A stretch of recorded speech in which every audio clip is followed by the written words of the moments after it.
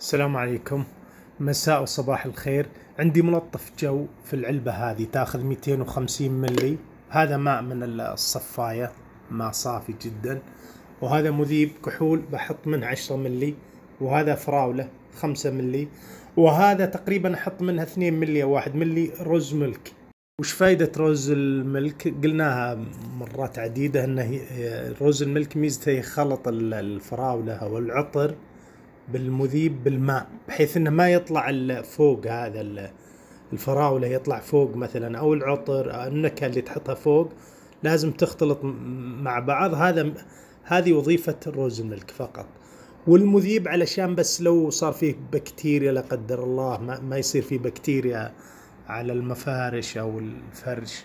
نبدأ على بركة الله. نبدأ بحط الفراولة 5 ملي من الفراولة هنا. 5 ملي نحط من الفراولة. بسم الله. الآن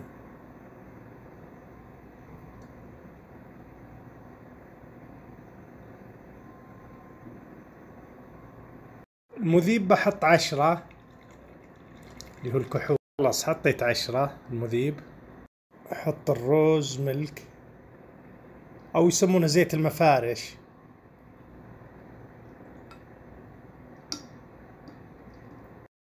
تقريبا 2 ملي من الروز الملك. طبعا الباقي موية عادية بس انها من الصفاي. باقي العلبة كلها طبعا بيصير زي الحليب بسبب الزيت المفارش او الروز ملك، هو اللي يطلعه كذا. الآن خلصنا. نخرط الزجاجة جيدا. طبعا ما يحتاج خلطة بالخلاط، ولا الخلاط هذا يسمعني، بس ما يحتاج طبعا.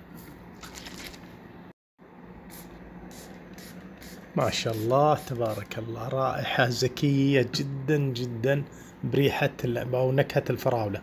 طبعا بإمكانك تحط أي نكهة سواء بالفواكه أو عطورات أو أي شيء يعجبك.